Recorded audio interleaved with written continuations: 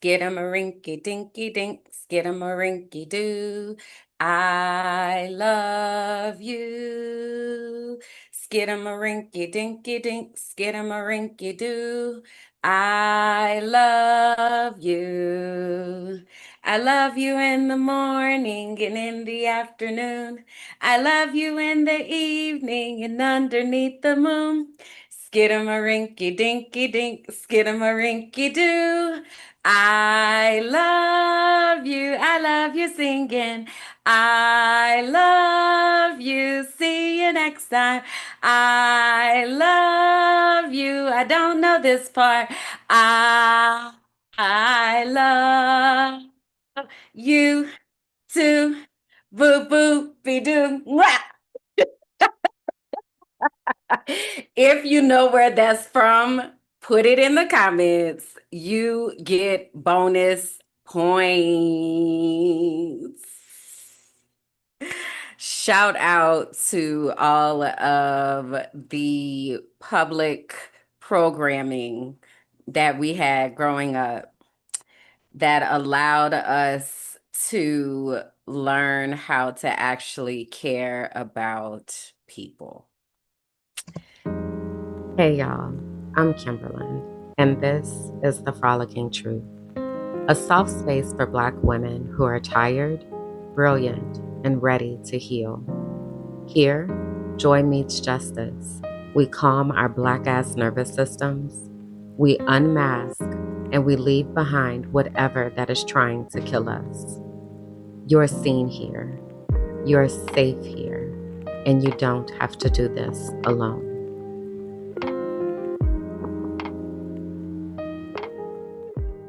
Hey, y'all, come on in here, find a comfortable spot and take a seat. I am excited to have you here for episode 17 of the Frolicking Truth podcast for Black women who are tired, brilliant, and ready to heal, where joy meets justice and nervous systems get free.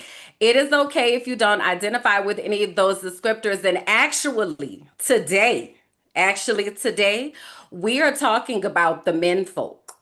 We are talking about the men folk, those who identify as mask presenting, but also it's not just this energy that we're talking about does not just present itself in men folk. So I said all that to say, I need you to stay. I need you to stay because we have a lot that we need to talk about today. And what I'm going to ask very clearly, is that when you come in here, that you're coming ready to listen, ready to learn, and ready to support. I believe in blocking people. I have zero problem with blocking people. Okay. And when I say, I mean blocked and done, deleted, never even existed. Okay. So if you are coming over here with that type of energy, I'm going to engage you for so far until I decide to block. Okay. All right. Just wanted to put that up front. Having said that, I do want to also give a trigger warning. Today, we are going to be talking about topics like masculinity, treatment of women, other things that might come up, might be sexual assault or domestic violence, mental health. So I am going to ask you to do what you need to do to support yourself. I am going to treat these topics with care and compassion. I am a survivor. So, this is not a place where you're going to feel attacked or anything like that, but it might bring up things on a moral and soul level that feels a lot. It might feel heavy. So, if you need to take a break, but also please come back because we don't just talk about the trauma of things. We also talk about how do we support ourselves in it. And we're gonna be talking about tea and story time because baby, I'm about to be in these DMs and I need y'all to see what's what and what's so. All right. So I think that was all of the I want to remind you that we are partnering with Vanessa of the Well Educator, and it is a trauma informed space. It's a soft space. And one of the things that I want us to be intentional about is making sure that someone who has expertise in the body and breath and how we can use that to heal ourselves was present. My expertise only goes so far, so I know how to tag somebody in when I need. You feel me? So I'm so excited that the Well Educator is going to be partnering with us, and she'll be leading the yoga portion of our time that we have. So if you go to tinyurl.com/Black Women Healing Circle, you can register for that. Our new and revamped first event is on September 13th. September 13th is the date for the Healing Circle. And that's a free opportunity. Again, if you are a Black woman who is tired, brilliant, and ready to heal, this is a space for you to be able to come and be, connect to your body, allow yourself to be able to be supported by other Black women. This is a Black woman only space. And I will ask you to turn on your camera to verify that you are indeed a Black woman. All right. All right. So I think that's it for real this time. Let's get into the auntie check-in because it's a lot of things. It's a lot of things. It's a lot of things. Okay. So first off, I told y'all I was gonna keep updating y'all on Raina and what Raina has going on. And first off, Raina was supposed to get a wash on Monday. That did not happen. So we are taking that on tomorrow. And you know, it's interesting I said taking that on because honestly, at this point, it really don't even feel like a taking on. It feels like maybe an extra added 30 minutes to the day, but it doesn't feel like I'm about to have to be like, oh my God, this is so much, which feels amazing. Um, so what's tea, Auntie? Now that needs to go on a shirt. Okay, now that needs to go on a shirt. Um, so anyway, so Raina is still doing really well. Like I'm really excited about the way that my hair exists like this, and it is very low maintenance, and that is my jam, is to not have to be doing hair every single day. Do not want to have to do that. So yeah, so that is the deal and the dealio with Raina. Also, Raina's wisdom streaks are coming through. It's funny because sometimes people be like, you look like you 12. And I do, but also these gray hairs though, they be letting you know I've been here a little while now. Stop playing with me. Okay. Now I might look like I'm 12, but I'm not. Okay. I might be sitting outside blowing bubbles. And also I would get your ass together in a second because I'm grown. Okay. But anyway, so Reno needs people to know that apparently. So I've been asking myself if I'm gonna just let my natural hair rock. I really do in natural color. I really do like colored hair. I've had so many different colors of hair. But the color that I wanted most was blue, and I only had it for a quick second and then it was gone.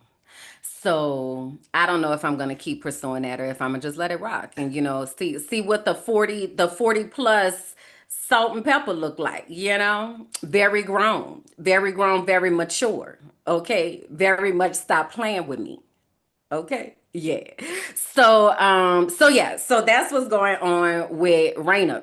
All right. Next are my brand bestie updates. Y'all, I'm telling y'all, got to get y'all the brand bestie. Okay, the link is in the description, so go ahead and book your time. Okay, because when I tell you I am figuring out things. Like it's feeling like progress. It is feeling like things are making sense. And also that things are not taking so much of my own energy. There's we getting systems together and stuff. Y'all, I feel like my life is getting rebuilt in front of my eyes. Oh my God, thank you, Jesus. Listen, if you are in content creation of any sort. You are called to tell stories through social media. You have a platform of some sort. You trying to figure out how you need to show up in the world with people. You need products made. Like, hey, y'all need to get on the Brand Besties calendar. Okay.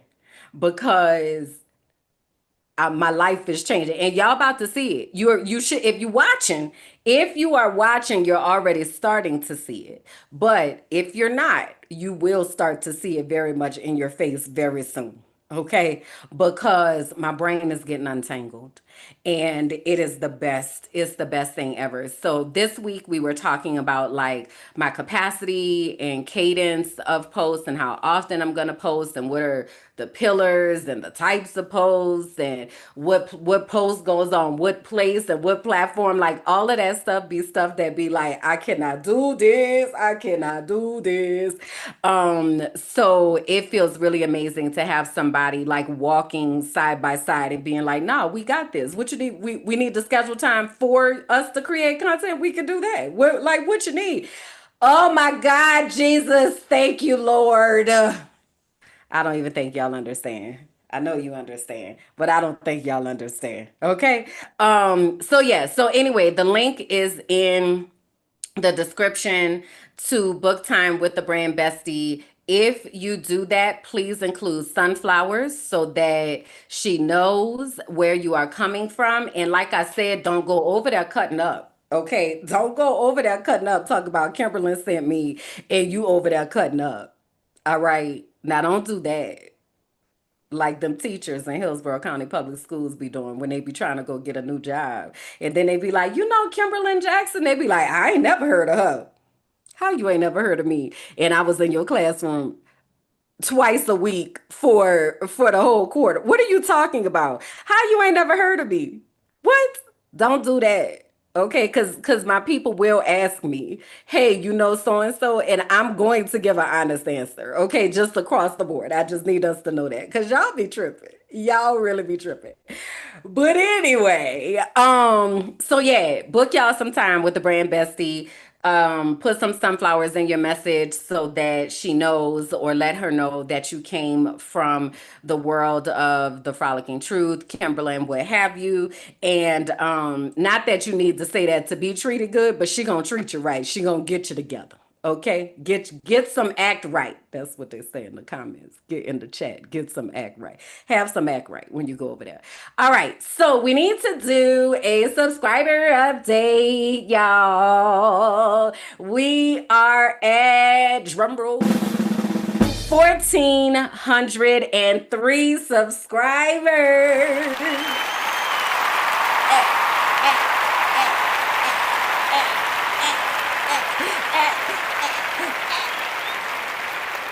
I'm so excited.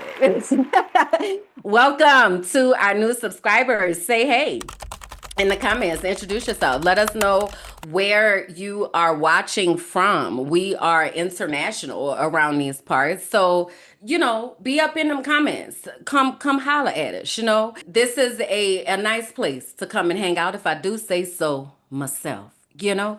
So, yeah, welcome to our new subscribers. Excited to have you all here. Tell somebody else who needs to be over here, who needs to get this good talk, this good truth, this good depth of understanding. Okay, bring the people because they're looking. All right. I also wanted to say, y'all, I had got over to the wrong side of the internet a little bit. And today's episode is probably gonna also make me be over there to the wrong side of the internet. So I need the right side of the internet to be as loud as possible. When I tell y'all, I need sunflowers shining at me like the Care Bear stare because it's wild over there. But also, there are certain things that I know that I have to talk about, and there are certain things that I have experienced so that I'm able to help others not have to experience these things. Yeah, I need us to be loud over here. I need us to be loud over here. And I'm gonna give us more directions and more understanding about what that looks like. But for now, hit your girl up with some sunflowers because they wow. I need you to know. All right. So, on that, let's highlight some comments that we had from the last episode. In the last episode, we were talking about sisterhood and what that means and how do we define that. I want to give a shout out to at ERF5332. Another great combo. I can't wait to join the book study. And then we have two comments from at Miyoshi Johnson 9429. I agree with everything you listed as what is needed for sisterhood. I will also add openness. So remember, we're making our list of what the things are that we need in a sisterhood and a community. And we're keeping that same soul work because we really need to define that. At Miyoshi Johnson 9429 also wrote DTR. Remember, that means defining the relationship. I love this. And emotional intelligence is not, in all caps, common. And then we have one more from at Authentically Brittany. Putting your glasses up with your finger. I felt this energy. Come with intelligence. Okay. I need y'all to know. I agree with politics. Too many compromises and conflict with my moral and ethical compass. I've always been wondering about sisterhood and if it's truly a thing, or do we just have seasons where we bond with people, then move on? So, and for the record, I think is both and all of that. So keep the comments coming. Shout out to them. I also had a conversation with one of my line sisters this week, and she was saying, you know, it's so hard to have these conversations with other people because a lot of people are not accepting what is happening, and their coping mechanisms are very much just pretend like everything is fine, and or they're caught up in this world of propaganda. And so when we are having these kind of conversations, you got to be real careful who you're talking to. So to that point, I want to just reiterate that is why I'm doing what I'm doing. So there is a community here where we are able to really have these conversations and feel seen and not feel like, oh my God, am I tripping? Like, what am I crazy? You know, if you're around people who are not in touch with what's happening, it's very easy to feel like you are crazy right now. And I want you to know that you're not. Okay. So continue commenting, continue sharing your validations, your confirmations, all of that. You are seen and heard here. I promise you. Again, uplift the soul work is staying consistent. What are the characteristics that you need to feel safe in sisterhood and or community? All right. Okay, let's get into the things, y'all. So, this happened a couple weeks ago. This was August 15th. So, it is like almost 2 weeks ago. So, the title of the episode today is Stop Trying to Colonize Me. Okay. And I think it is only fair for us to look up the definition of that word so that we understand what it means to colonize. So, colonize is a verb and it means send settlers to a place and establish political control over it. So, I want us to kind of keep that in mind as we're talking today. All right. Now, I said a little bit ago today, we're going to talk about some things that have to do with the men folk. So I don't really be scrolling on Facebook too much anymore. I really don't be scrolling on any social media, honestly. I kind of put out what I put out and then I kind of get off of there, or I might be on there for five. You probably got 5 or 6 swipes out of me. And then after that, I'm like, I'm done. I could be doing something else. Or I see something that makes me be like, and we're done here. But anyway, the other day I was on Facebook and a middle school classmate of mine made a post. Now, this young man and I, well, he's not young. He's actually older than me. We are young, but when I say young man, that sounds like he's 20 something. This man and I, when we were I was probably in 7th grade. He might have been in 8th grade. So let's say he's a year older than me. Dated for like, I don't know, a week or two. And he had bought me some type of gift, a necklace, a bracelet, something, jewelry. The boys used to be buying me jewelry in middle school. Well, they wasn't buying it. Let me stop lying. One of them took it from their mother, and then that was the whole thing. Anyway, whatever they was watching on TV told them that the way to get to a woman's heart that you are interested in is to bring her jewelry. So this guy, this boy, when we were in school, brought me some jewelry. And I bring it home, and my mother tells me I need to give it back. So I then take it back, and I was like, I can't be with you no more. My mama said I can't do that. Right. Okay. So that's kind of the extent of who I know him to be as a person. Over time, I have seen him post things. I have seen them post things on, and I'm talking about a collective them right now. I'm about to get back to oh boy. I've seen people post things that make me kind of go, that's interesting. So he was one of those people. I don't know if it was baby mama drama or ex-wife drama or something, but it was like issues with women and kids and like just stuff, right? And I don't be going down like the drama rabbit hole like that. So I never really was all that invested in it. So at some point, he winds up messaging me, and he's like reminded me actually that we had dated for this short time in middle school and what happened, because I don't have a lot of memories of a lot of things. So he tells me the story, and I'm like, I do remember that because there was another young man that the same thing happened with. So I'm like, I do remember that. So, and that was the extent of the conversation. All right. So the other day I'm on the Facebook, and he says, this is a PSA at highlight. That's how you get more people to know. Maybe. I don't even know if that works. But anyway, wait, I'm sorry. Let me read the words that are actually here. A woman should never have a high body count. All you doing is devaluing yourself and setting yourself up for anxiety and depression. That is all. Thank you, with a whole bunch of exclamation points. So then I replied, because I had time that day, and I said, is it okay for men to have a high body count? So then he says, it don't matter with us in that sense, and I'm going to tell you why. A woman is a house, and she has a choice to whom to allow in her house. The less traffic, the more clean her house is, but the more traffic that enters, then the dirtiest it gets. So then I said, and you don't think that applies to a man? That if he sticks his penis in multiple houses, that he is dirty? You think that only goes one direction? Are men immune from being dirty because they enter many houses? So then he said, I critique men the same way. A real man doesn't have time to run around chasing women and racking up a body count. A man who's serious about life is too focused on building his empire, grinding in the gym, building his business, working long hours, training to become an athlete, or sharpening his skills to secure his future. That takes energy, discipline, and purpose. Wasting that energy chasing women is a distraction. Men who do that are simps, straight up, weak, unfocused, and not building anything meaningful. But that's not the point of this post. The discussion here is about women.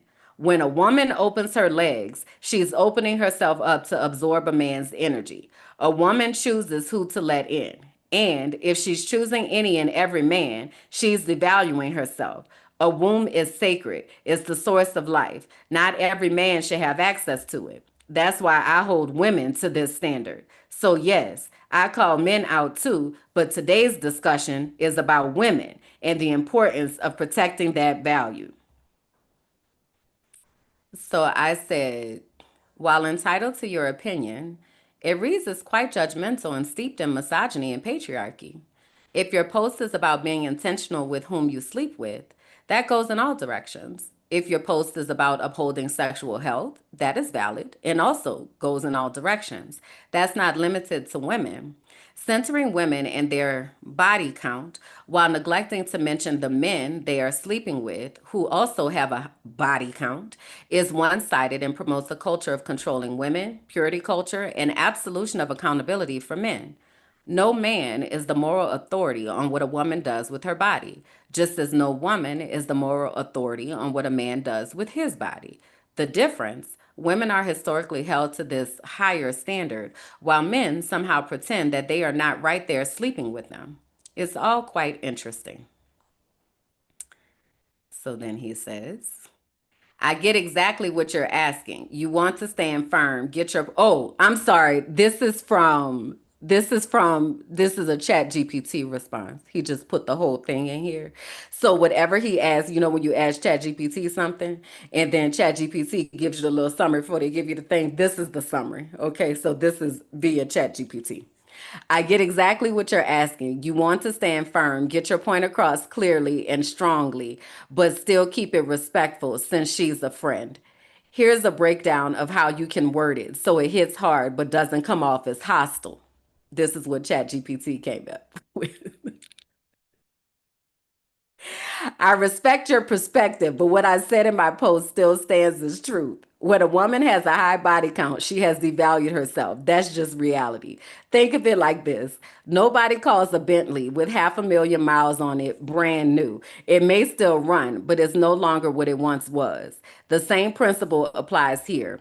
Now, don't get me wrong. I hold men accountable too. I'm not one sided, but this particular post was directed toward women. At the end of the day, it's a woman's choice who she gives herself to. If a woman chooses to sleep with 100 men, that's her decision. But with that decision comes consequences. That's not me being judgmental, that's just a fact. And to be fair, men who sleep around with women who also have high body counts are devaluing themselves as well. They're exchanging the same energy, the same spirit, and lowering themselves in the process. That's why I believe women should hold themselves to a higher standard because a womb is sacred. It's the source of life. Not every man should have access to that. On the other side, a high value man doesn't even have time to run around chasing women. He's building, creating, grinding, and looking for a true partner, not someone who has been through Tom, Dick, and Harry. A high value man wants a woman who values herself just as much as he values his purpose. That's really the heart of what I'm saying. It's not about controlling women, it's about recognizing value and protecting it. And I said, high value man tells me all I need to know. God bless. So I want to just pause here for a moment for us to take in that exchange. And I'm looking at the comments and I need to go back because there was quite a few while I was reading this exchange. So let me go back and see what was being said over here in the comments. It's dumb. I'm often exhausted hearing about women from men. Men hate accountability. Exhausted. Wait, he posted the summary. The car comparison is played. So that's one example of what is happening. And I wanted to stop here because he said something that was key that I think we need to be really intentional about as women. And what's interesting, I actually agree with some of what he said. I actually agree that women should be very, very much intentional about what kind of penis they allow. I absolutely agree with that. I absolutely agree with the fact that we are incredibly sacred and we are the keys to unlocking everything that is good in this world. I agree with that too. And because of that, I need us to not be with high value men. So there is a culture of this high valueness that I don't know who the fuck created this. But it is so steeped in misogyny, patriarchy, control of women, um, devaluation of women, treating women as objects and property, and feeling entitled to women's bodies. Like there is a very pervasive culture of this type of behavior that's going on right now. When we look at manhood and what that means right now, it is terrifying. And it is happening very, very young and very, very old. It is across the spectrum of ages. There's a Netflix documentary that I did not watch that I still have to watch, and some of y'all in the chat may have already watched it. It's called Adolescence. And what I know about it though is that it deals with this toxic masculinity and this red pill generation, passport bros, Diddy, Kai Cenat, Tory Lanez, Drake, DDG, trad wives, fresh and fit, all of the Kevin Samuels, all of those are places that are immediate indicators that these are not safe people if you are someone who values who you are as a woman. Because I also want to be clear in saying that this is not just a ideology that lives in male bodies. This is an ideology that is presenting itself in women. This is an ideology that is presenting itself in non binary people. This is an ideology that is pervasive right now about the way that people look at women and the way that they are treating women. And it's scary because it presents itself sometimes in ways that feel kind of like the truth. Like there are pieces of truth that are in there, and then they kind of hook you with that. For example, I don't know if you all have had any experiences with hoteps. But I've had two very distinct experiences with hoteps where they start off kind of normal. And it's not until you start having conversations about things that actually matter that you really start to hear them in the ways that they speak about women and the type of control that they try to exert. Talking to somebody about body count. I'll give you another example. This wasn't going to be a part of my story time, but since I'm here, I'm going to tell it. So I'm not going to say who hooked me up with this guy, but we've already had a conversation about don't do that no more. But anyway, I'm having a conversation with this guy, and I was telling him that I was celibate for I don't even remember at this point, somewhere between 7 and 9 years, that I was celibate while I was trying to get out of that abusive relationship. And I don't remember how the conversation started, but at some point with me, when you're talking to me, it flips into a study. Now I am studying you as a person, and I'm going to collect as much data and evidence as I can until I'm finished. And then I have a mental funeral, and now you're dead. So, anyways, so we get on this topic or whatever about body count, and I'm like, I don't understand why it matters. And also, I was celibate for XYZ time. So, like, what are we talking about? And he was like, how you was able to do that? Bianca in the comments says she talking about me, y'all. I am and am. I said, don't do that no more, girl, because we don't be knowing people. We don't be knowing people. Okay.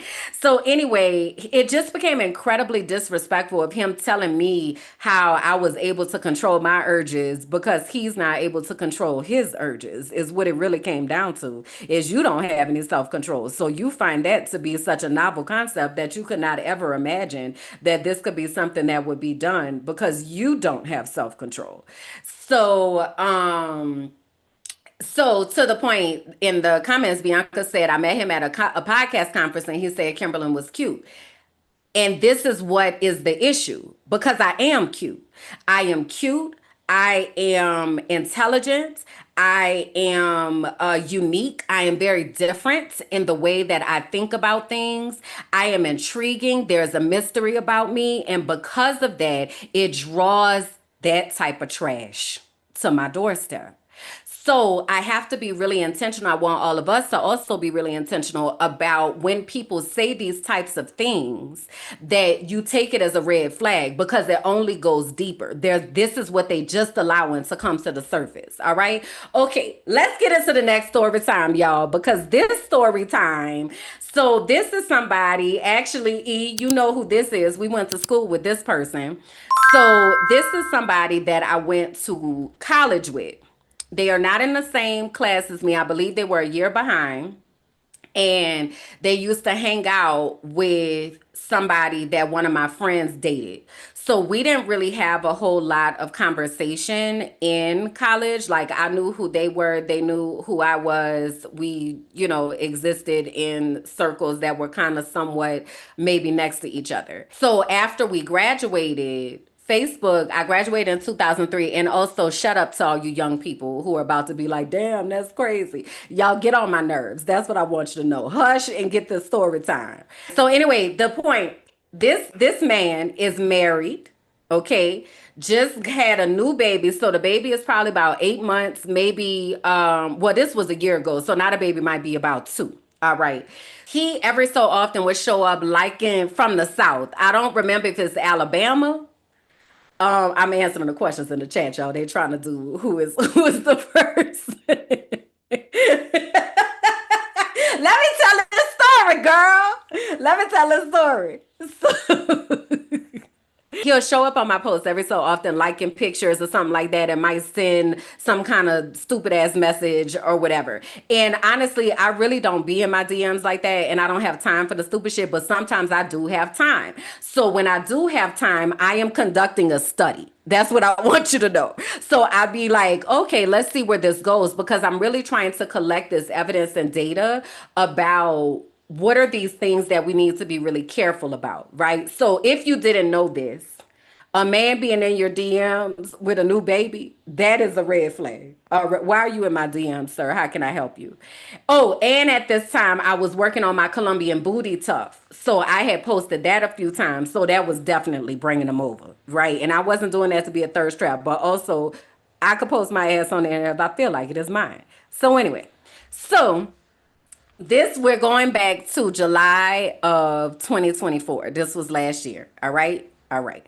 How are you? I said, I'm mostly okay. And you?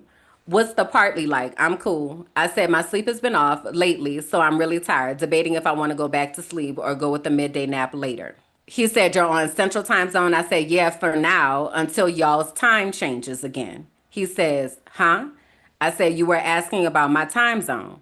He said, who is y'all? I said, the US. He said, LOL, so arrogant. So I said, what was arrogant? He said, you. I said, how so? Us Americans? You American too, LOL. I said, I don't live in the US. My time zone doesn't change. That has nothing to do with where I was born.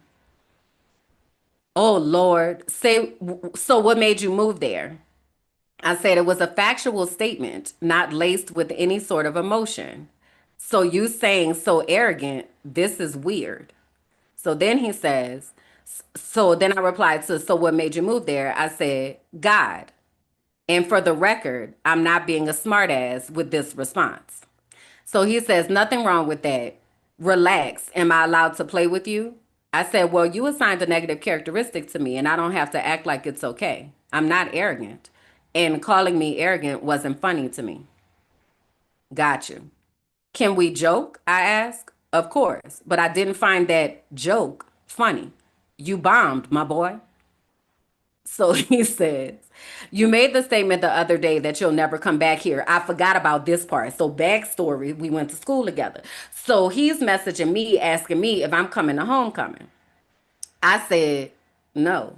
Why would I leave paradise to go to Nashville, Tennessee in the cold in November during an election year where I know that Trump is about to get elected in Nashville, Tennessee, the capital of Tennessee, up the street from Pulaski, Tennessee, where the Ku Klux Klan was founded? Why would I do that?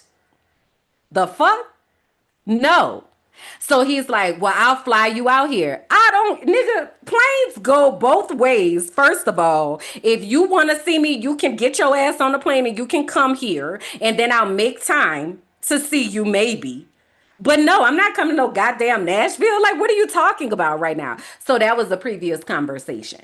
Okay.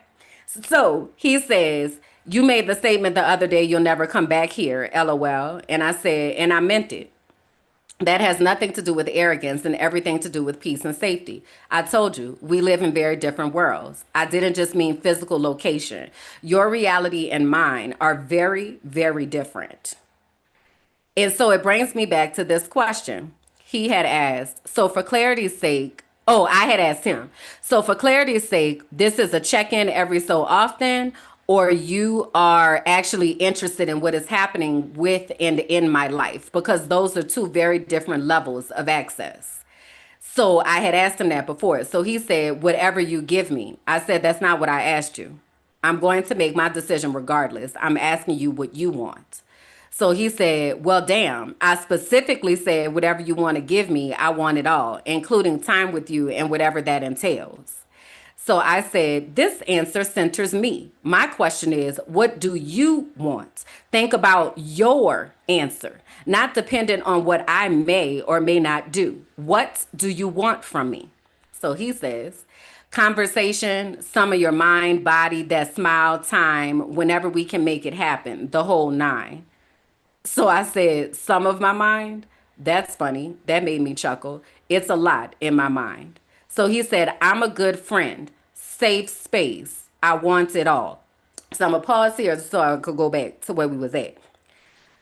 This idea of safe space is something that really has to be defined. And that's why I'm telling us for this soul work that we really want to be intentional with the qualities and characteristics that we write down of what people need to have in order for us to feel like they are actually safe people, because it's something that's being weaponized. Right now, I already told y'all from jump, this man is married with a brand new baby. Why the fuck are you trying to be a motherfucking safe space, nigga? You got a wife and a baby. Go do that over there with them. Why are you in my inbox trying to get me to appease you and be someone that you can use and control and all of that? Right? So I'm very clear and I say all of that. All right, let me go back to my other place. So basically what happened is I said, I got down to it and I said, you just want to fuck? Is that what's happening here? So he says, well, no, first off, I have more respect for you. I have more respect for you in all caps than to just want to fuck. I'm interested in your journey. So I said, I make no assumptions and take nothing for granted. So thank you for clarifying. What do you want to know about my journey besides I was living in Mexico? Now, by this time, I've been in Colombia for a while, right? Safe spaces don't exist. Safe people do. Clocked and applause. Okay. All right. I said, what else do you want to know about my journey besides I was living in Mexico? More about the move to where you are. What are you doing? How's culture? I said, I'm healing from a serious mental health crisis and burnout. I chose Colombia because healing lives here. I have access to plant based medicine. Medellin is green and peaceful. Colombian people are kind and believe in community. He says, you're a holistic person? I said, I am now. My life has become much better for it. Have you watched any of my YouTube videos? So he says, I've seen some clips briefly, but I'd have to go and look. Feel free to share. I love that all these meds are BS. I said, so I'm going to ask you to subscribe to my page. And if you're interested in learning about me and my life, we can talk about what you watch. So I sent him my vlog. He can tap into your content. Exactly.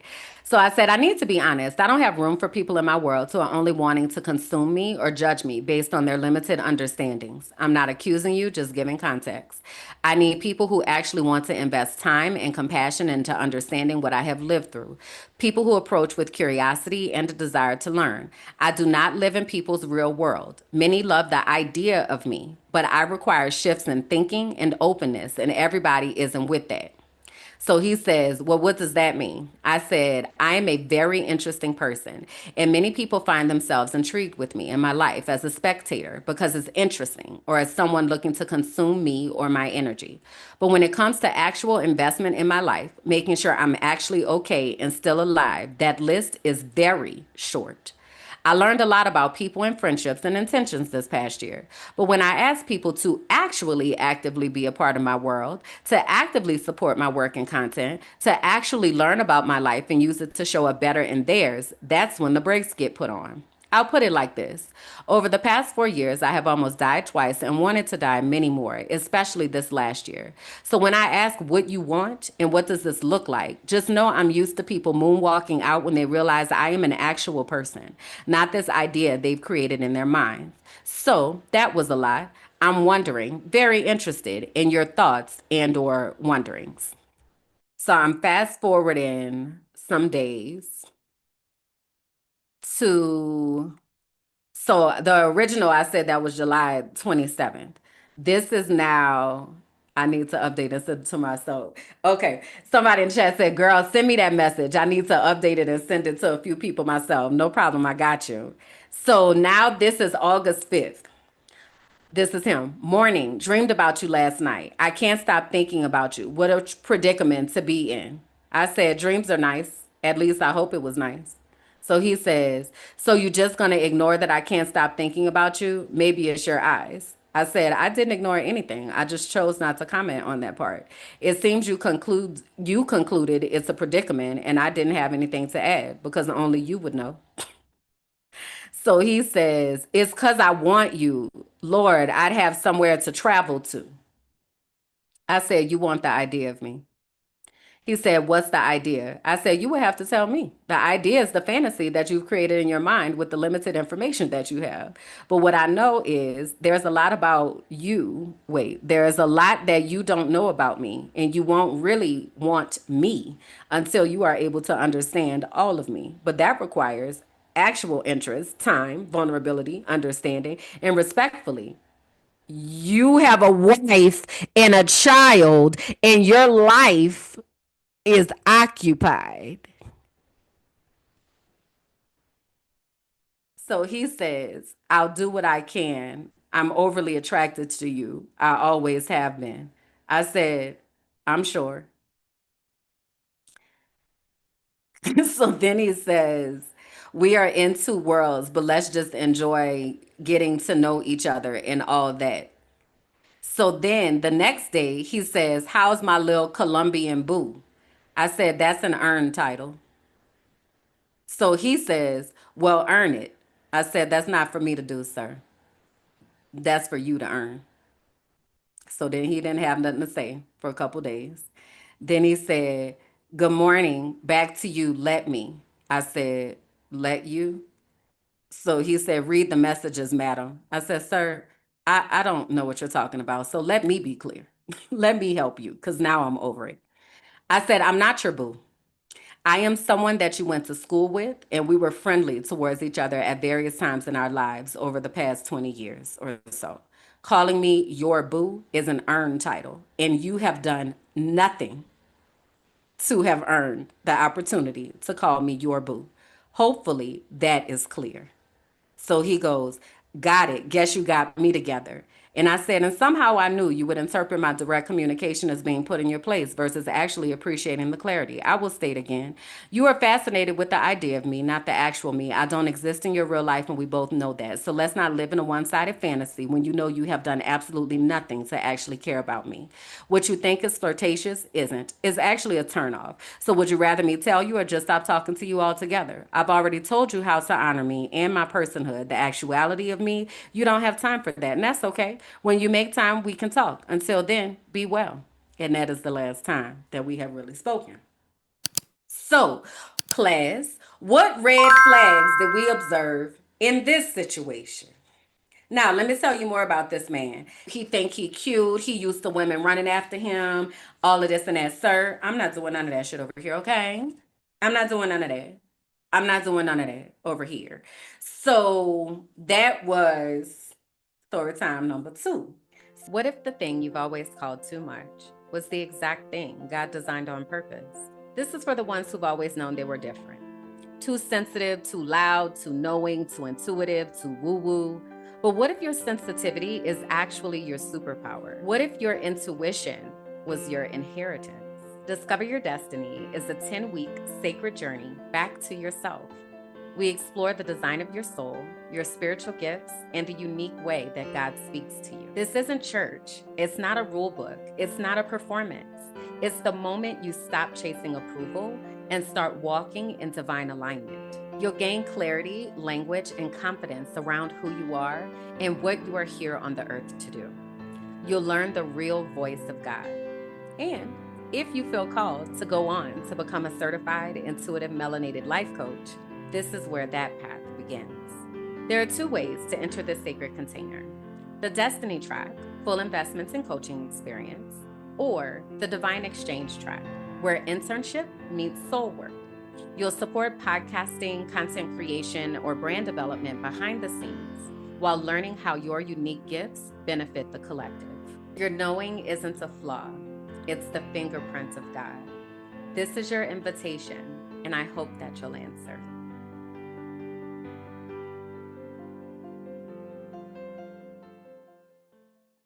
Now, he's the type of person, there are a few types that I wrote down here in my notes. And so I do have one more story that I need to tell. But and one of the places that y'all can go is to my blogs on my website, kimberlandjackson.com. And I have written about, for instance, when I was in an abusive relationship, why I was in that, what that looked like, all of those things, wife, baby, I can visit, as well as assuming like a title, like trying to, how you think you about to sit up here and call me yo boo? What are you talking about? You have done absolutely nothing to earn that title. You are literally in my archives of my DMs. What are you talking about right now? Right? So like the fancifying, the making things fanciful, and the adoration. He too easy to be married with a new baby child. If y'all go to my blog, you can kind of start to see where I started to piece some of these things together and talk about some of these red flags that come up. So, one of the things that I have written down here is that a lot of times these people, and I will reiterate that it's not just men, that this is a energy that lives in multiple types of people, but I am specifically talking about men. It's scary seeing how all these married men be acting single. Yes. It is terrifying, actually, because it's not just that they're acting single, it's also that they are intentionally causing harm. Like, if acting single wasn't bad enough, they are also intentionally doing things to cause harm. So, one of the things that I think is important to know is that this energy can come off sometimes as very safe. Like, these type of men like to present themselves as protectors, and so they have this kind of energy like, I'll take care of you, I'll take care of you, I'll look out for you. They're paying for things. They have access to different things. Like, the what they get off on, they usually date younger women, and a lot of times, I'm gonna tell y'all a story about that in a second, but a lot of times they are dating younger women. If you kind of get into that, is because younger women are moldable, because younger women have not had enough life experience to understand, and also not enough dating to understand how many different types of men that there are out there. Again, these men are often in the church, which also provides this sense of he's a man of God and he has a relationship with God and all of that. And I need you to know that just because that man is in that church singing and hooping and hollering and falling out and preaching and all that don't mean a damn thing. It don't mean nothing. You will know the tree by the fruit that it bears. Okay. So, but they come across as very safe-ish, but they are also often very abusive. So they like say things like older women are set in their ways, or they usually a lot of times have experienced, like some of them, if they're not married, have experienced a divorce. So then they have a lot to say about the ex-wife and the ex situation. And because of that, they are like, I'll never do this again, like type of man. Again, I mentioned a Kevin Samuels type, somebody who is friendly towards Diddy, friendly towards Tory Lanez, friendly towards Drake. Like these type of people, these are glaring red flags. They're very much into gender roles. So it's very much about I'm the man, I win, I'm a provide, I'm a work, and you gonna do basically what I tell you to do. I'm taking care of the house, I'm paying all the bills, I'm the one that's doing all the things.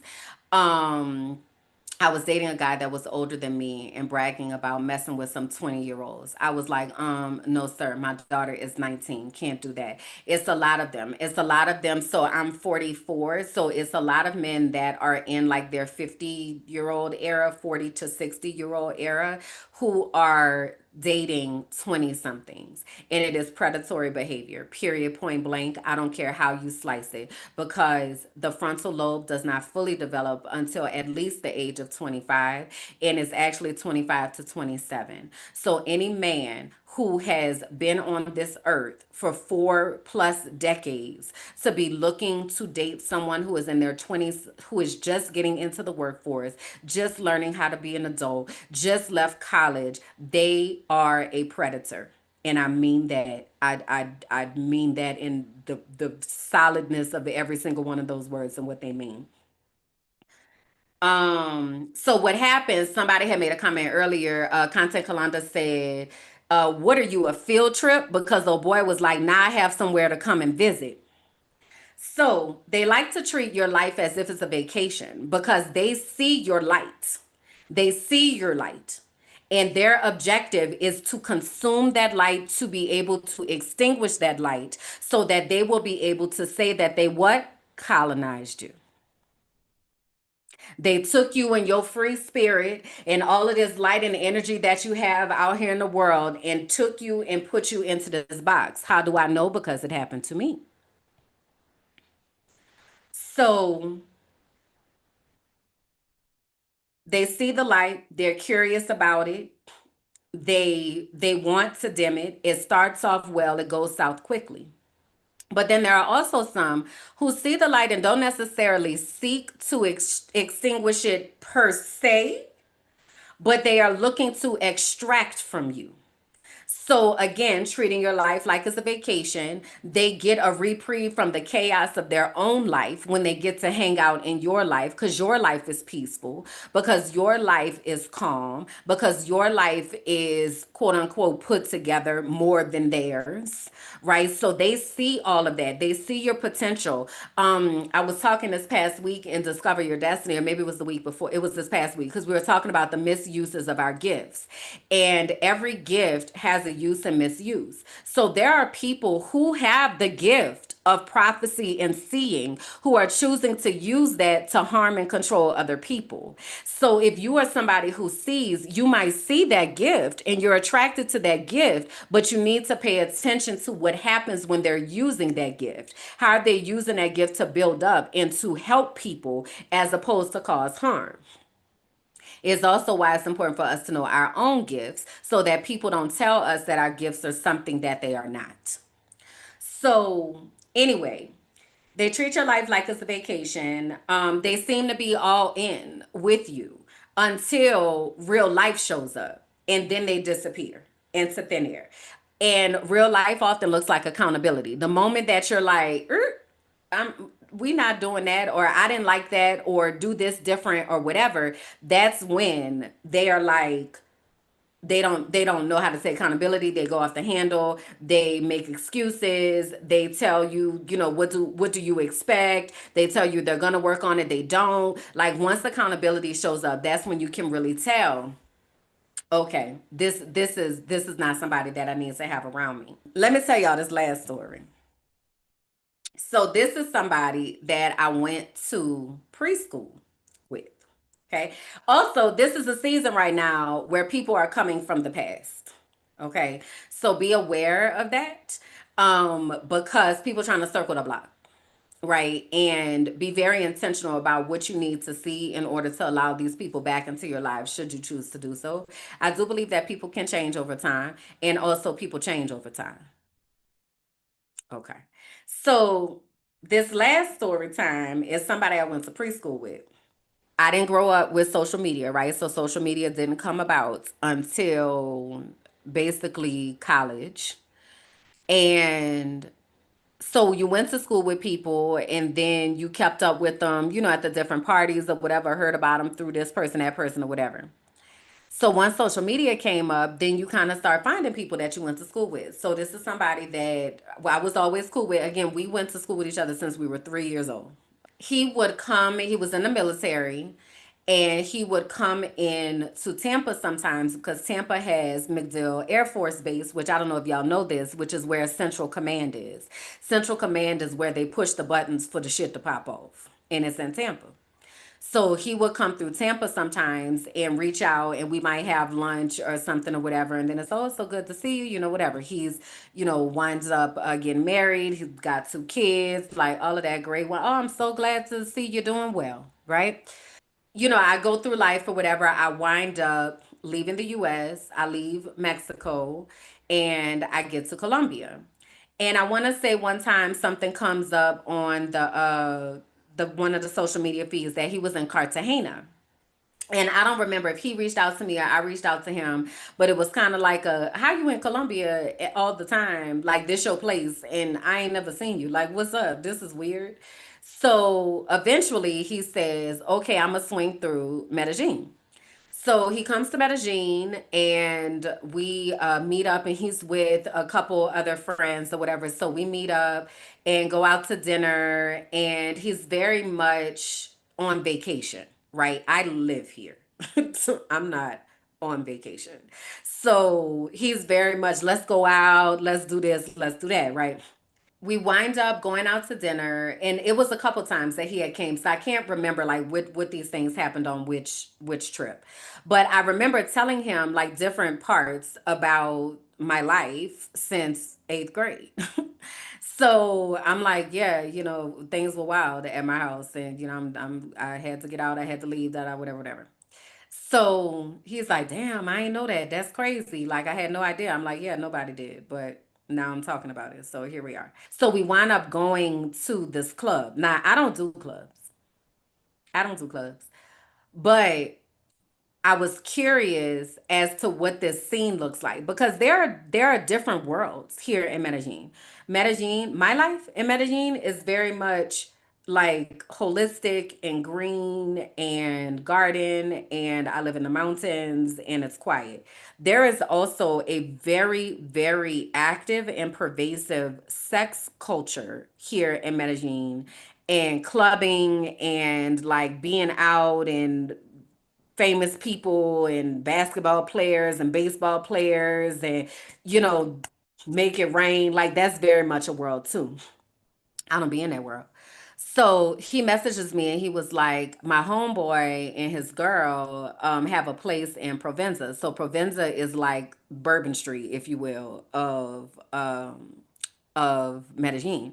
So I was like, I don't really be down in Provenza like that, but I'm willing to go and see what's up until I'm not. Like, until I'm ready to go. And when I'm ready to go home, I'm gonna go home.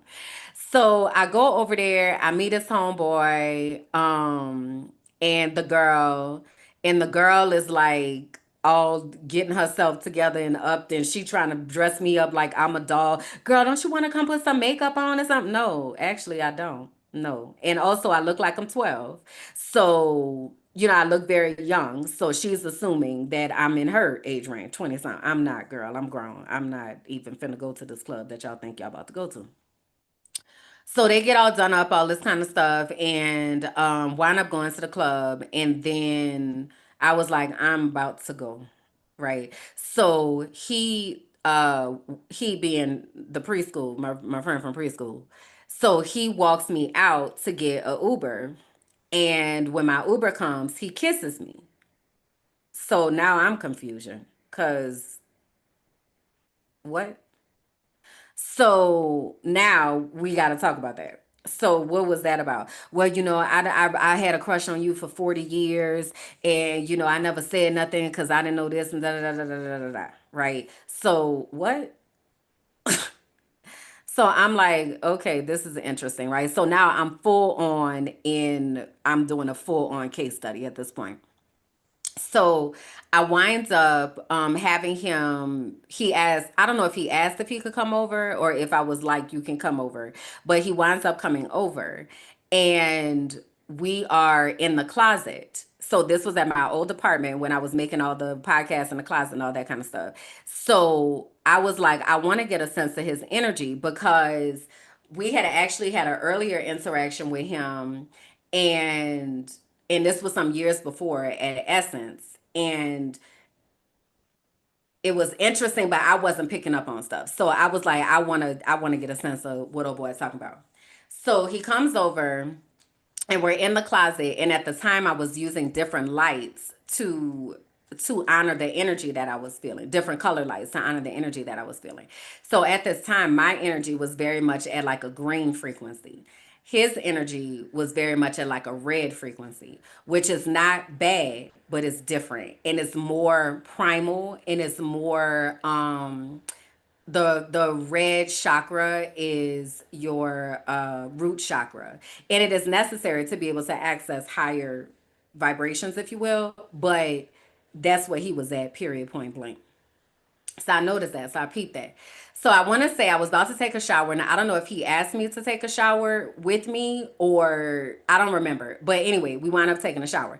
Now this is the thing with me and showers is that is very much my space. Period. So if I ever let anybody into the shower with me, you ain't running shit up in here, and it's important for you to know that because I say what the hell goes on up in here and what don't. So we're taking a shower, and I had asked him to wash my back. And then I started talking about something, and then I got distracted. And he tried to turn me. And I was like, don't fucking touch me like that. Get out. So he gets out the shower. I finish my shower. And so now he's spending the night. So now he think we about to have sex. I wasn't ever about to have sex with you, sir. Like you think you about to have a 40-year-old crush and that you about to go back and run to the middle school homies and be like, I finally got her. The hell you think this is? You are not about to colonize me. So he called himself trying to work his way up to all the things so that we could wind up having sex. And I'm like, that's not what's gonna happen. And that was that. So he leaves. So now he feeling some type of way, right? Because we didn't have sex. Okay. So he tries again. Another time we had hung out about something. Now this time it was I had gone to his place and I made him watch this movie that I like. So we watched the movie and then he tells me that he wants me to listen to this Diddy song. And I was like, wow, this is crazy. So I listened to the song and I can't. Like, I have never been able to do Diddy like that. So again, I'm just collecting information. We have another conversation. He tells me how he likes it when someone leaves the door open when they're going to the bathroom so that he can hear it. And I was like, I don't want to hear you go to the bathroom. That probably will make me vomit and just absolutely combust. No, right? Okay. I want to say he might have came back in town one more time. Yes, Diddy. Big Diddy vibes. So I want to say he came in town one more time. I don't remember if I saw him that time, but what I do remember is that I had sent him a message and I was like, because it was this list of men that claimed that they are so down for me and they care about me and all of this, right? Okay, well, prove it. So I sent a message and I was like, hey, so I have a lot that's going on in life. And I, again, only have space for people in my life that are actually invested in my life. So I'm going to ask that you do that by joining my Patreon. So I had already explained, like, I don't have space for for people in my life that are trying to consume me, all that kind of stuff. So if you want access to me, this is a way that you can do it and actually invest in my life in a way that is meaningful to me. The minimum amount is $5 a month, all the way up to $25 a month. So I sent that message to him and about six other dudes. So he winds up sending me a cash app for $60. And what that said to me was, here, bitch, and stop asking me for shit. So that was that. Now, a lot of these people that are being drawn to you may have some type of previous connection with you. There's something that they're having to pull, they're able to pull from as they are trying to connect to you. So it's important to be having conversations with intention so that you know if they are a safe person to be able to allow into your space. So having conversations about Diddy, having conversations about dating younger women. Like he would tell me that the sound of rain is very different than the sound of someone peeing in the toilet. Those are very different sounds. And I'm not here to kink shame, but also, no. It's a hard no for me. Okay? A very hard no. So, um, this is somebody that I had a pre-existing understanding of, right? And when so much time elapses, we never know what people are listening to and how they're conditioning themselves and what holes that they're going down on social media. And especially this toxic masculinity culture, it is so pervasive. Like I see it from men that I know in my life, in real life, and I'm like, I need you to come from over there. Like, you are being programmed and conditioned. And a lot of times it's men that have is Drake type energy. They have experienced some type of rejection and or some type of harm at the hands of a woman, and now they hate women, but they are willing to use women for their benefit, but they do not hate protect. I mean, they hate women, they do not protect women. They do things that are intentionally consuming women's energy, women's bodies. That is how they show up in the world. So I wanted to give y'all those story times because it's important for us to be having the conversations that matter, so you can get to the root of the things of what people actually think about real things that impact your life. Because what I want you to know is these types of behaviors do not get better. The harm usually happened 30 years ago. It do be have happened a long time ago. It do a lot of times. And it's something that is their villain origin story, if you will, that they're carrying that, and ain't nobody gonna never treat me like that again. Ain't nobody gonna do that to me again. I'ma show that I'm desirable. I'm this, I'm that. They ain't gonna never, I'ma always be in control and on top and in demand. And like, it's very, very, very, very, very dangerous. Okay. And I need us to clock that, because it does not get better. And that's the thing that we really have to understand, is that it doesn't get better. They are not going to change for the better. They are not going to all of a sudden start to honor you without deep deprogramming. So if you are talking to somebody like this, you want to ask them, think, oh, so you've been to therapy? How are you dealing with your misogynistic behaviors? How are you dealing with the harm and the hurt that happened to you 30 years ago that has shaped you into this person? When is the last time that you went to therapy? Right? Because again, remember I said they keep using, weaponizing this safe space situation, this safe space talking point. Well, what you looking like? And back to what Let's Talk Sis said, there aren't safe spaces, there are safe people. How do I know that you're a safe person if you're not working on your own things, if you're not trying to grow and trying to be a better person? It's a no for me, especially if you are someone who is actively working on yourself. So I wrote here, there are also types that see the light and have their own light. And ideally, this is where safety should live, but depending on their commitment to continuous work, they may just let you do you. So this the other type of energy I don't want around me. People that are like, I'm not really into all that you're doing. And you just do you and I'm gonna do me. I'm not looking for that. I need people that are walking in partnership with me in life right now, today, understanding we're on this journey together. I don't need somebody partnered to me and I'm just doing me and they don't know anything about what's happening in my world, because I'm an activist. I am someone who is an educator. I am a highly visible person in certain spaces. I need you to really actually have my back. I need you to actually understand how my world works so that you are able to protect me. And I don't mean protect me as far as fighting. I mean protect me in your words, protect me in your energy. I need you to understand. I was watching one of my favorite podcasts the other day, Unhinged and Immoral, and Kevin Fredericks was on there, Kevin on stage, and he was talking about how people try to, like, even in church, especially in church, they don't try to let you leave. And he said, a star is not meant to be held. I need people around me that are not intimidated by who I am, because my energy is only getting stronger and stronger the more that I know who I am. So I need somebody that is not intimidated by that, is able to support and uphold that and be a part of the anchor for me.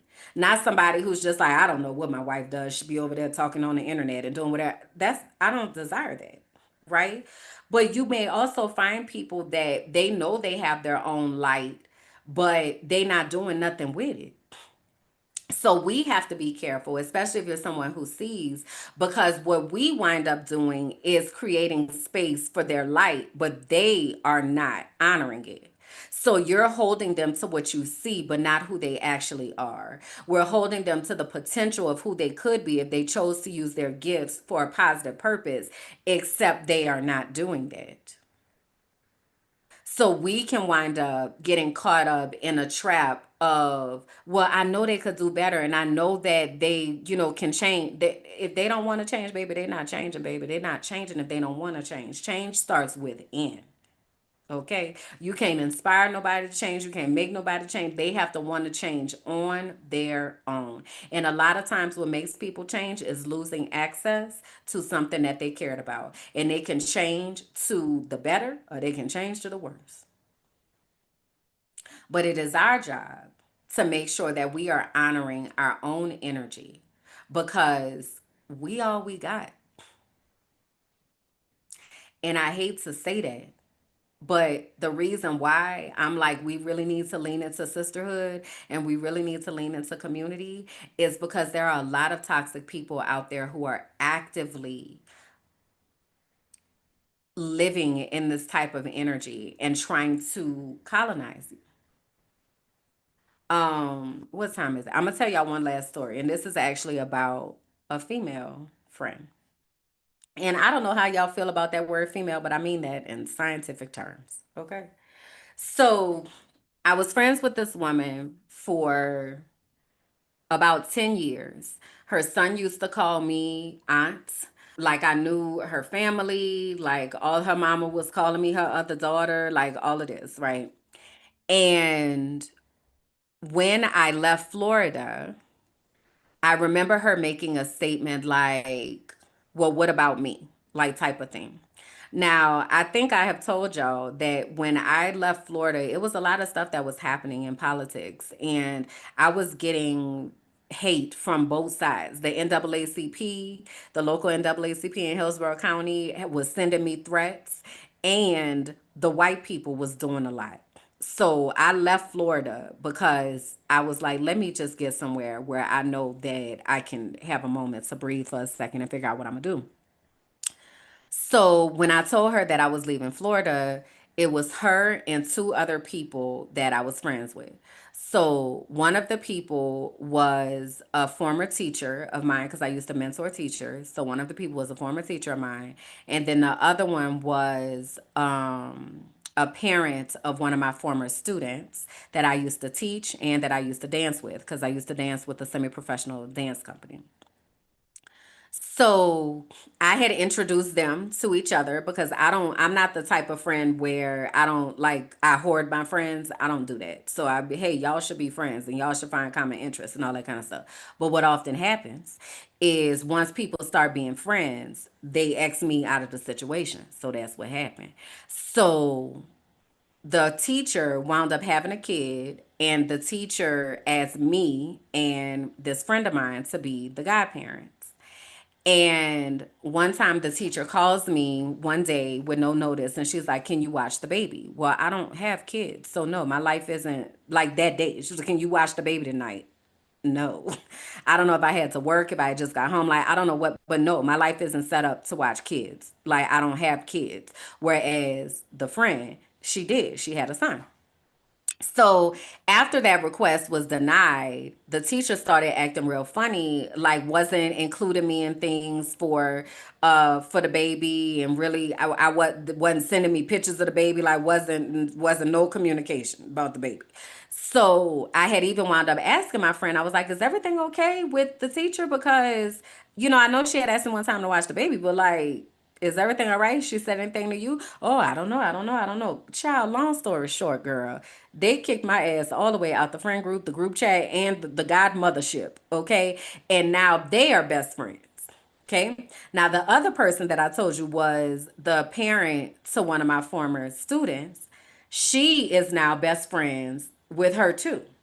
So this energy that this lady had that was supposed to be my friend, my sister, her son called me aunt, all of that was a very it was a monitoring spirit. It was a spirit that was coming in the space of let me take what you have and let me create narratives. So this is how we wound up stop talking because I had wound up leaving the US. No, I wound up leaving Florida. I went to Pennsylvania. When I was in Pennsylvania, I'm fighting for my life, right? So I'm telling her this, but also I'm in the middle of trauma. I don't really have words to be able to make all of this make sense. So um but I say, I'm gonna leave the US. Like I'm gonna leave. So I put her, my friend, and the parent, I put them in my Life 360 circle. And I'm like, y'all will know where I am. Like, you don't have to worry. Because they're, what? You're moving to Mexico? Where? With who? Why? How? I don't have time for all that. This is what I'm finna do. I'm not asking y'all. I'm telling you, I'm about to move to Mexico. And here's the information so that you know where I am. I messaged them when I got there to Playa del Carmen, all of that. Some months later, once I'm finally like coming down and like putting the pieces of myself together and all that, I reach out and I was like, "Is everything okay? Because I haven't really heard from you." And she said, "Well, I just don't like I don't like how I found out about your life on social media." But that's not what happened though, cuz I got text messages that show that you were in the circle. I don't and you remember? You don't know? So in that moment, this is all I'm saying to myself. In that moment, I said, I'm not going to even try to explain and I'm going to respect your decision. I wish you the best. Colonizing spirits come in very sneaky ways.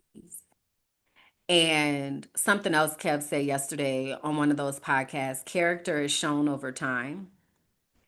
And we have to give people time to show their character, but there are ways that we can accelerate that by having intentional conversations and paying attention to what is being said and what is not. So I'm gonna bring us back to our soul work one more time. And I want us to put those characteristics that we want for community, for sisterhood into the chat. And if you want to be a bonus, put the characteristics that you need to have for a partner in the chat because the clearer that we are on what we need and what we deserve and what we don't want, the easier it's going to be to identify when the things that are opposite to that come. So hopefully from all of them different stories and examples, you're able to point out the red flags that come up and how people might move. Like that last story that I told, she was somebody who would plan the birthday parties and she wanted to do it a certain way and like, it was such a big deal and wanted to like do what she wanted to do. And that is a controlling spirit. That's a controlling spirit. So, again, it's important for us to be able to identify that because we do not deserve to be controlled. I see here curiosity and commitment. Curiosity is big for me. Curiosity is so big for me. If you don't have questions or wonderings, I cannot deal with you. Like I can't. Like what you don't you're not even attached to your inner dialogue. I cannot do it. Acceptance, understanding, respect, love, kindness, loyalty. Yeah. The understanding, I think, is something I'm really leaning into right now, especially because I have had so many life experiences that are so wild. And I am not ashamed of my life experiences. I get on here and talk about my life all the time, and I have zero shame about that. I believe that nobody can tell your story better than you, and can't nobody hold my story over me because I done already said it. But in that same vein, I need people around me that are understanding, and I'm gonna throw compassionate on that, that I have had life experiences. And there are certain things that cause certain feelings to come up, or caused triggering, for lack of a better way to say it. I do live with PTSD. So I need somebody who understands that and is not creating narratives that don't exist. Back to curiosity, I need somebody who is going to inquire about what might be happening, not make assumptions about what's happening. I also like funny friends and partners. Same. I got to be able to laugh, baby. We got to kiki. We got to kiki it down. You understand me? Laughing is my absolute favorite thing to do. So if I can't be silly, or we can't just bust out into a fit of laughter, I don't want it. I don't want no parts of it at all. We got to laugh. Okay, that's absolutely necessary. And so much healing happens in laughter. So much healing happens in laughter, and lifting of our spirits happens in laughter. Patience as well, I see, is here in the chat. You know, do you have patience? Do you have grace to give? And as somebody who used to didn't give grace, I definitely know the difference now, what it means to give somebody grace and to accept what they are saying and not tone police, you know. So y'all keep dropping those, okay, into the comments, because we're gonna make us a collective list, because we are creating a space where safe people can come to commune with other safe people. So I'm gonna say again, if you are wanting to be a part of the book study, please go to, what is it, tinyurl.com/sisterhood heals, and sign up for the book study. I'm thinking about the modalities and the ways that I'm going to do it. I think I am going to do like a live, be in the chat type of thing, as well as just the series, so somebody could go back and watch and pay attention. But I'm really excited about that, because I believe that once we really start unpacking sisterhood and honoring what we really need at the core of the relationships that we have that are going to support us, is going to help in every other area of our life. So again, go to tinyurl.com/sisterhood heals and sign up for that. I want to grab this last comment. Grace, don't put me on no pedestal. Let me tell you something. I'm a real ass person. I am a real ass person. And I will get you together in the best ways and in the worst ways. I'm a real person. And we all are. We all have feelings. We all have thoughts. We all have perspectives. We all have life experiences that have brought us to this point. Get to know somebody as a person. Understand their story. Ask them about their story, and create space for people to be able to share, so that we don't get in the space of idolizing somebody and thinking they got it all together, and, you know, they so much better off than me and all this. We are all people just trying to figure this shit out next to each other. Okay? So let me get my quote for today. And I so appreciate y'all hanging out with me. Again, if you want to be a part of the show, in the chat, contributing to the show while we're here, please go to the inner circle. Join the inner circle at patreon.com/, minding my black ass business. That is how you can join the inner circle. It is only $5 a month, and it is giving you access to a whole lot of more things that's coming up the pipeline. All right. One more time, our soul work is: what characteristics do you need to feel safe in sisterhood and community? Please keep that uplifted, and add, if you got to add something every week, add. All right. Okay. Today's quote is from Angela Davis. I am no longer accepting the things I cannot change. I am changing the things I cannot accept. We are the CEOs of our life. We have the ability to promote, demote, and kick people out of there.